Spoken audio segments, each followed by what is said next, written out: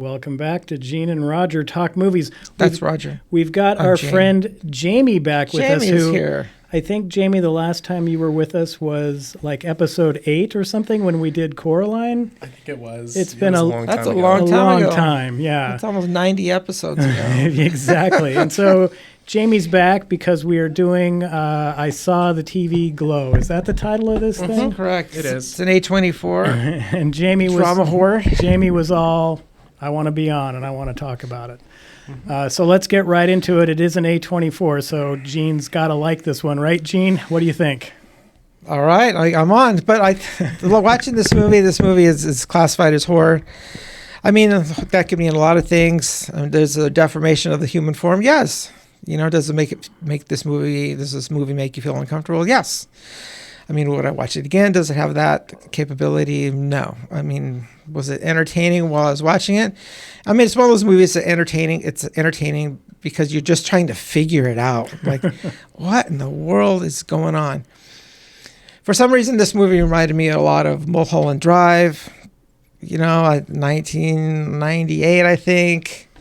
Naomi Watts, but that movie is all about just the human pathology. It's like the idea of that movie is that if your ideal self and your real self are not close together, then you're going to be kind of messed up in your life if your ideal self is over here, but your real self is way over there. Well, it's not going to go well for you. And so somehow in this movie, you got two disaffected teens. They love this TV show. Darn it, what's the name of the show? The Pink Opaque. Pink Opaque, yes. Yeah. They watched the show, The Pink Opaque, and I read this review about it. And I remember I was alive. I'm an old guy. Before modern streaming, it's like if you wanted to watch your favorite show, you had to block out your schedule. And then you had to Tuesday night at 7, you had to be in front of your TV Tuesday night at 7 to watch your favorite show. And I remember sometimes doing that. I'd do that I think with Starsky and Hutch. Yeah, of course I was like, dude, I like that show. And it's just like, it's just, look at it now. I can't bear to watch it now. But, it kind of reminds you of you love these things as childhood. And then the movie gets into it and the characters grow older and they go back to that show and they try to watch it. And it's almost unwatchable.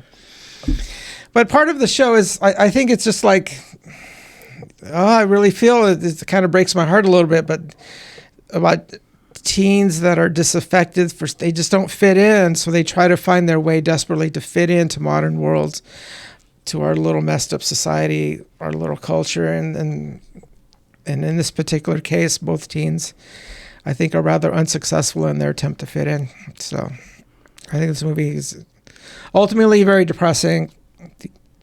Yeah. It's Let's get the young guy perspective. Yeah, young Jamey, guy. where are you at Young with this guy. one? Okay, you just said that they both kind of ended up in not a good spot, but I think Maddie ended up in a good spot because I think she was able to break through from being buried. Maddie. And she was able to go through the TV and become her true self. And she said she was that one character in the TV show. But then Owen was never really able to break through. So, yeah. And then he screamed up and crying at the end. So, yeah. So what do you think happened to Owen at the end? There are two characters, Owen and Maddie, yeah. I don't think the movie ended. It's still going. His story never really had a closure because the TV show never had a closure. It just ended randomly because, remember, it got canceled. Right. So the movie ended randomly and we don't know what truly happened to Owen, and he probably still hasn't accepted himself for who he is. Yeah. Yeah, I wondered about, okay. Roger, what do you think? Well, I kind of am on the same page you're at, Gene, as far as I look at this film more of a drama than a horror. I know it's called a horror drama. There is a lot more drama going on than there is horror. But you're right. Both of you are actually right as far as not accepting who you really are and allowing that reality to corrupt your ability to live a successful life.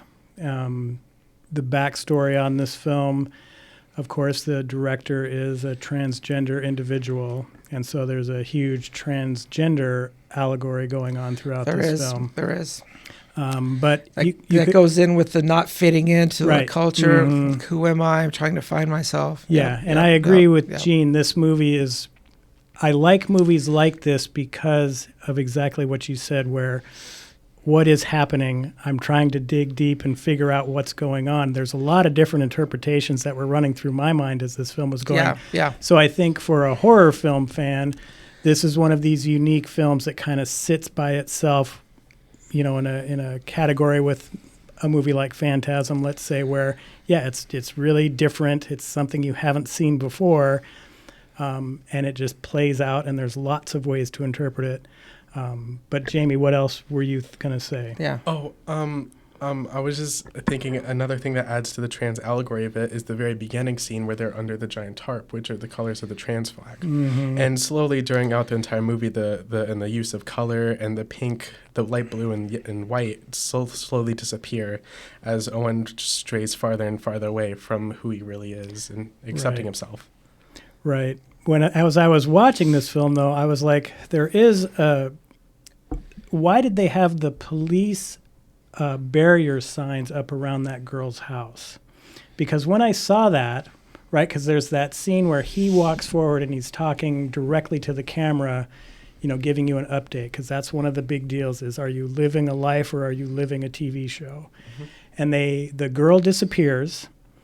We assume she's ran away because she had stated that that's what she was going to do. However, the police are at her house putting the do not cross yellow things all around.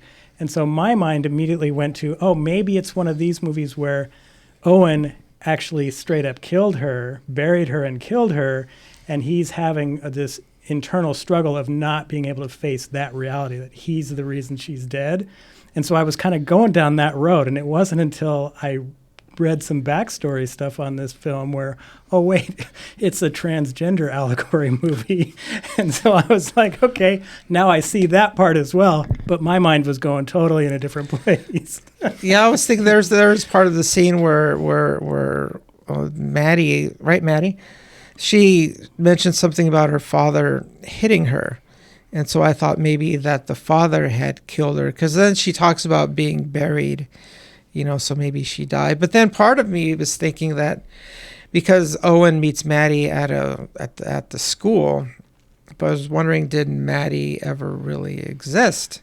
I thought about that as well. That's where I was going with my whole thing. He was so trying to fit in and liking his show that maybe he created her as well. Yeah, see, I was going down the road of, no, she's actually not there. That's his mind starting to break through to the reality of what he had done. Because then in the whole scene in the little planetarium thing where she's talking about, I was suffocating and all this stuff, well, she was basically trying to help him break through that, no, you killed me, which is not what this movie is, by the way. I was way off, but that's kind of the uniqueness of this film, where I was going down a road like that, but there's this other road that the director was actually intending. When I learned that after I had seen it, it was like, okay, now I get it. Yeah. Sorry, Jamey. I was just going okay. off on a really weird tangent there as to my experience with this film. No, it's okay. It's a really interesting perspective. I'd never thought about that, actually. Well, get old like us, having watched thousands and thousands of horror movies, your mind goes in those places where, it's really this. Well, if I could throw way back into when I was English major, one of my English teachers said this to me, and somehow of all the classes I've been in, that kind of stuck, is that it doesn't matter like what you're watching, or it doesn't matter what you're reading. It's like if you can pick contextual evidence from the movie, or pick contextual evidence from your book that you're reading, and that evidence can be used to support your idea or your theory, well then, are you wrong? No, I think then you're correct. And Roger, your idea, you're pulling evidence from the movie. I don't know, are you pulling all the evidence? I don't know. So I think, we shouldn't discount our opinions. I think, this movie, if you love movies like this that are intellectual, that are like puzzles, and you want to try to figure it out, you may really love this movie, because this movie is going in a lot of directions. And, at the end, when his form is disfigured, he opens up his body. And I don't know, what do you guys think happened there? I don't know what to think about that one. I think for that part right there, him opening up his chest and seeing the TV glow is like him seeing that his true self is still inside of him, even though he's crippled and kind of old and sickly. it's even though he's still like dying, he can actually still find himself because there's always still time, but just not an infinite amount. So. Right, and that the chalk verbiage on the street was indicating that as well. Right, That right. there's still time, or it's not too late, or I don't remember what that exactly said, but It was the there's chalk still time. the chalk words. So kinda you're saying direct it's a lot of very, very positive. Then it's like it's never too late, right, to find Yeah. yourself. Like that the message. Yeah, but there's not an infinite amount of time because he's old. Then Right. So there's still time, but not forever amount. Not so you have forever. to still find yourself. Before Well, you but I die. think too, Jamie, the end there, because the very last end part is him walking back through that amusement place or whatever, apologizing to everyone for his outburst. And that to me was indicating that, nope, I'm still going to just play the expected societal game of this, and I'm not going to really release what I really am. Were you thinking that same No, thing? I was thinking that exact same thing because also in the beginning of the movie, Maddie says to him, "Don't apologize," but then he just does that at the end of the movie because he just exactly. wants to fit in the societal standards. But Right. Mr. She says Melancholy don't said, apologize, but he keeps doing it. Yeah. And the main villain, in the what is it, the Pink Opaque show, is Mr. Melancholy. It's right? The moon. like the moon. Yes. And so it's interesting that they call this character Mr. Melancholy because did you find, Jamie, the acting, especially early on, to be very low-key, very almost melancholy in how they were interacting Yeah. with everyone? Totally, 100%. Yeah. It's like they were 3/4 awake. Mm-hmm.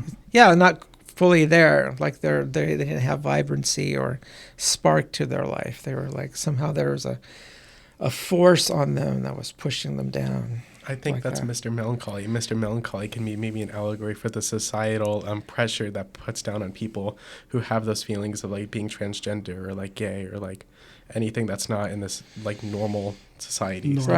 Right. Yeah. Normal. Yeah. Right. I could see that. Yeah. And I think our society has those kind of pressures on all kinds of people. I mean, if you're a female, or doesn't society have pressure on you that way? Right? So if you're even a person of color, isn't there pressure on you? Mm-hmm. Or just You know. anybody in general. Yeah, 'Cause there's anyone always in pressure general, on right. Anybody. Right.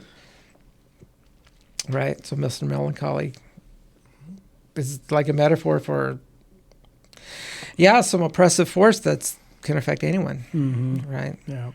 Wow. Jamie, what else do you Good. have on your notes? Yeah, you have a lot of Okay. notes. Sorry. Which I didn't have any notes.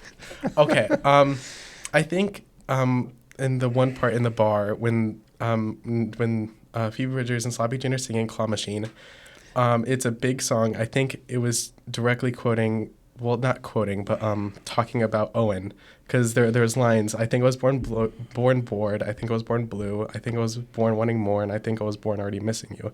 I think that's talking about how Owen was born a boy, and he was already wanting more to be Isabel, the character in the TV show, and he was already born missing you, who is Isabel. So that's who he was missing, and like, yeah. Yeah, most of the music in this is basically narrating feelings or emotions that the characters are experiencing. Yeah, definitely good point. Good point there. Well, Jamie, good job pulling Yeah. evident context. Yeah. Absolutely. And there's one other thing from that song. And then the next part that she says, but my heart's like a claw machine. Its only function is to reach. It can't hold on to anything. Because I think Owen is trying to reach and find his true self. He's trying to reach out of the ground that he's buried in. Because he got buried in the last episode of the TV show that he watched. And he can't reach. He can't get through the ground. So he can't hold on to it at all. Right. Mm-hmm. Right, for sure. So he's trying to reach his maybe true self, but he can't attain it. Mm-hmm. Yeah, because it's just like the societal pressure. Mr. Melancholy is It's just too on much him for at all him. times. Right. Yeah. So, Jamie, I'm assuming it's fair to say that you highly recommend this movie? I would to people who are into like more like movies that you think about more. Just like movies that make you think. So if you like Texas Chainsaw Massacre, you'll probably like this. I still haven't seen that, so I don't know.